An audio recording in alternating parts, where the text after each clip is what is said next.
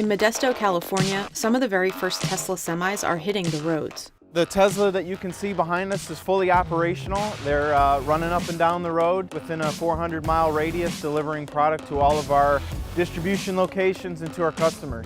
We use them the same way you would see any traditional Class 8 vehicle delivering product. PepsiCo, which owns Cheetos, Doritos, and other Frito-Lay products, pre-ordered 100 back in 2017. Walmart and FedEx have also placed pre-orders, but Pepsi was the first customer to take delivery of the new truck.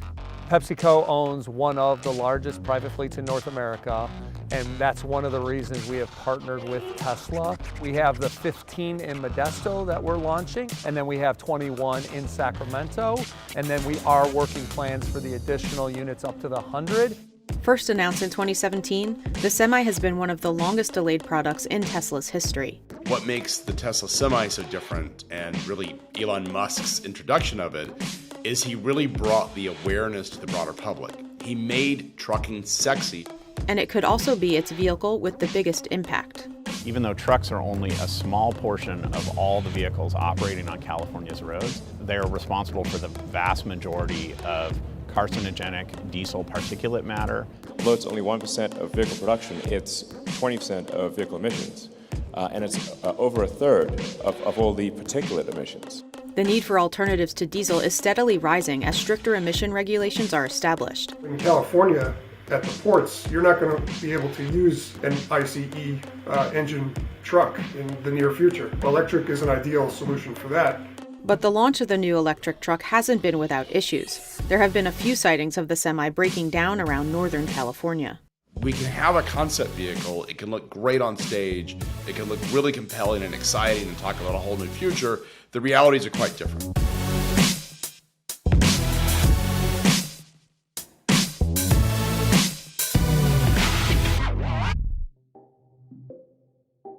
Welcome to the Tesla Semi truck event.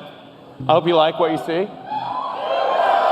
We're confident that this is a product that is better in every way from a feature standpoint, that wins on economics against diesel trucks in a worst case scenario, and that defeats rail in a convoy scenario. At the time, Musk said the Semi would go into production in 2019 and made other promises about the truck's capabilities. It really shocked, no pun intended, a lot of the population about a lot of the performance metrics. But delays caused the original timeline to slip. 5 years later, the Semi has finally arrived. We're incredibly excited tonight to actually deliver our first production Tesla Semi trucks. And we're looking forward to actually delivering our first production trucks to PepsiCo. Yeah, sorry for the delay. Omitted from the event, though, were details around the economics, million-mile guarantee, and autopilot features announced at the original 2017 unveiling. When Elon Musk introduced the Tesla Semi, it was a big deal. It felt like this was a revolutionary moment for trucking. Fast forward 5 years, when they delivered the Tesla Semi to PepsiCo, it was actually a much different sort of experience. It felt like they were dialing it in. They had promised these things and were going to deliver them, but it just didn't feel like it had the hype that we had a couple of years ago.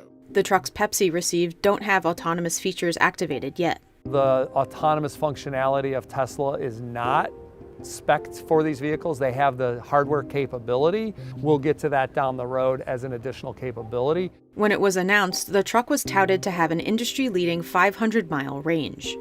500-mile range.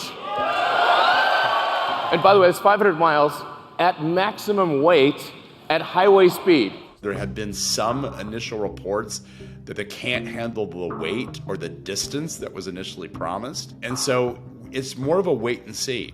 To start, Pepsi is delivering Frito-Lay products around 425 miles per charge. It's also delivering Pepsi out of its Sacramento warehouse on 100-mile daily routes, going directly to stores, and 300 to 400-mile runs to other warehouses. The contents that are the trailer can weigh about 45,000 pounds is really the accepted weight. And potato chips are made of a lot of air. When we look at soda cans, aluminum, and liquids, these things weigh a lot, and they will weigh out. Pepsi wouldn't speak to the price of the trucks, but it is estimated to cost around $180,000. The cost benefit is still a bit of a question mark because I think the price new of an electric truck isn't quite settled yet. I think it's safe to assume that it'll be at least double the price of the equivalent diesel model. First generation and early development has additional research funding and all that. That's where the partnership and support comes in. But ongoing, we believe there is a positive economic business case for electrifying the fleet. But experts are predicting that electric trucks will be cheaper to operate over time. When you take everything into account, a diesel truck will be 20% more expensive than a Tesla Semi per mile. If you have a predictable charging cost, you can eliminate the expense of fuel and the more volatile pricing that comes along with fuel. The big cost savings that a lot of people are seeing as they transition to EVs is that the amount of maintenance is significantly lower than traditional vehicles. Obviously, many fleets are thinking about it from that perspective. That total lifetime cost is significantly better.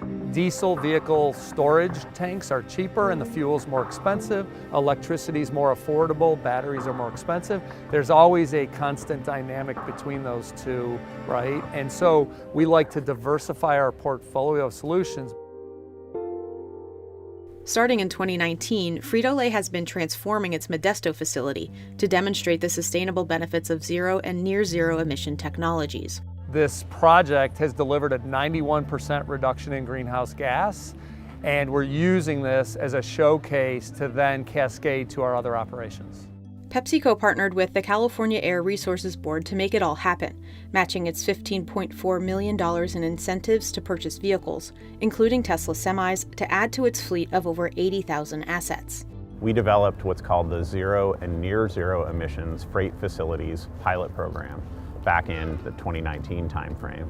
And this Frito-Lay facility won one of those grants for a complete transformation of this facility to zero emissions. We thought it would make a smart move to make the deposit, partner with Tesla. So we put a deposit down several years ago for 100 units when they first announced. We thought it would have great application. We had the experience from the last 10 years with other EV products.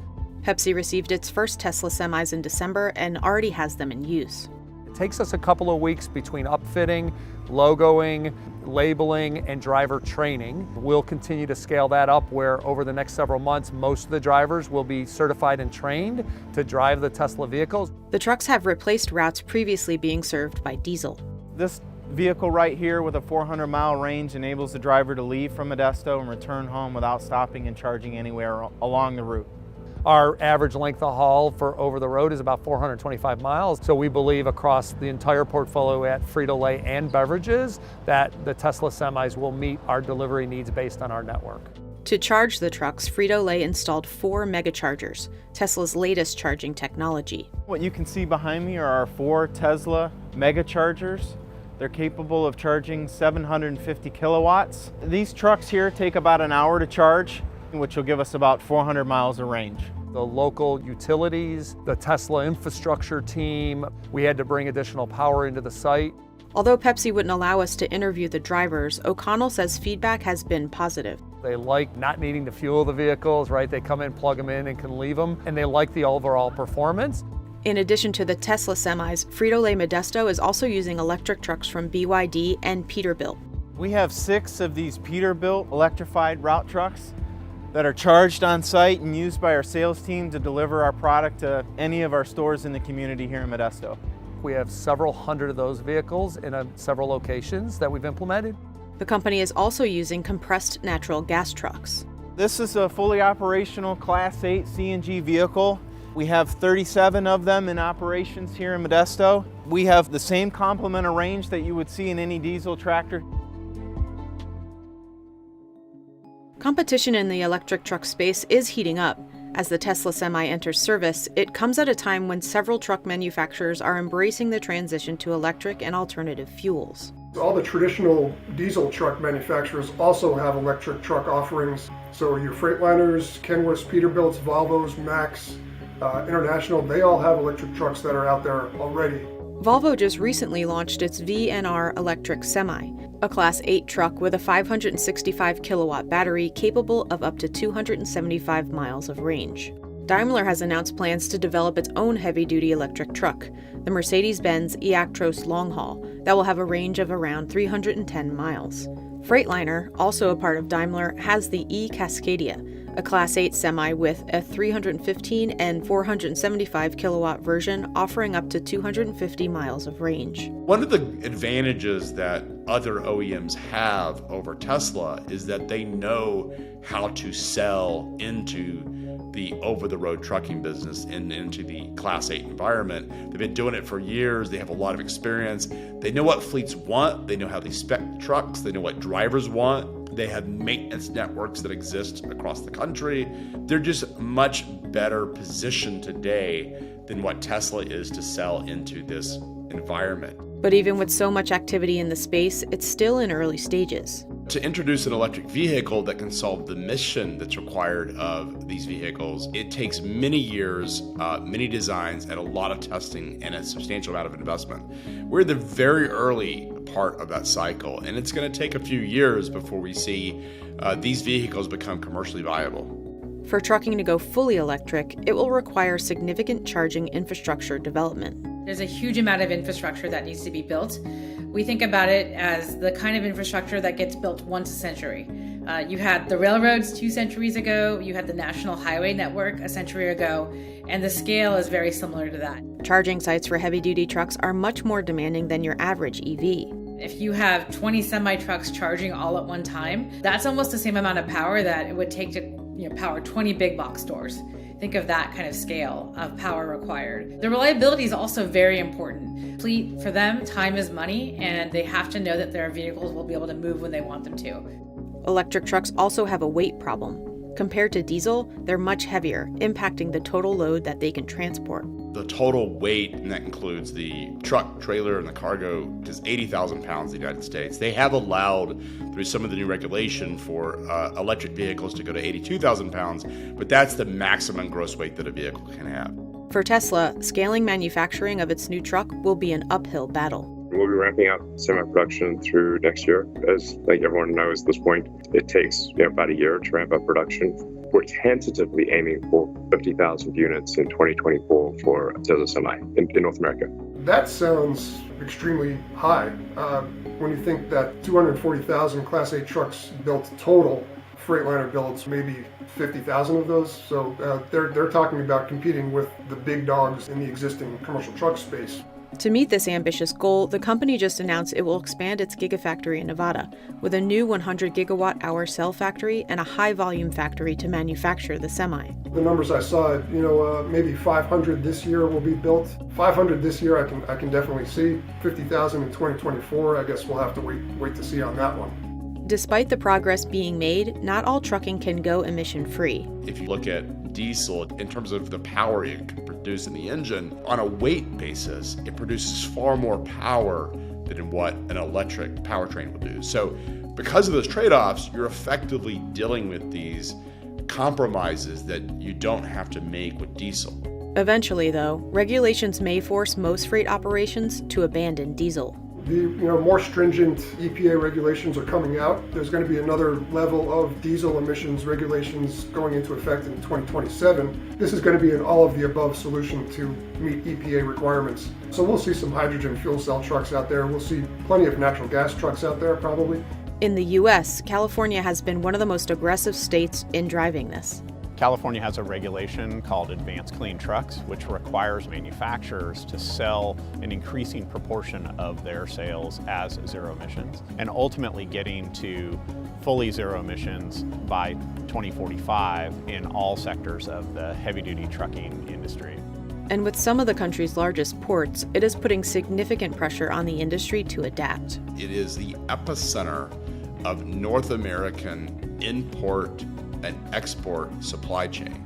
And so what that means is that if California forces the industry to go carbon neutral and eliminate the internal combustion engine, it means that automotive manufacturers and truck manufacturers have zero recourse against that. They will have to do this, because if they don't, they won't be able to sell vehicles into the industry, into one of the most important markets in the entire world. operationalizing any type of fleet portfolio, electrified, natural gas, renewable, diesel, there are challenges, but you can really make it all work without making as big a trade-offs as people think. The next 5 to 10 years, you'll start to see a pretty significant inflection in the S-curve for adoption, especially for commercial vehicles, given that total cost of operation is significantly more beneficial than ICE vehicles. I'd say by the end of the decade, I would say at least 50% of commercial fleets would be electrified. We know we have the technology and we have the policies in place. It's just a matter of getting the coordination to happen and continuing to make progress. You got to give Elon Musk credit. This guy promises an enormously exciting future with really transformational technologies, and he's a world-class visionary that really is trying to set the tone for everything, and he's put everybody on notice, and eventually they may get there. We may get to a point where we actually see the performance metrics that he's promised and the economics that he's promised, but we're not there yet.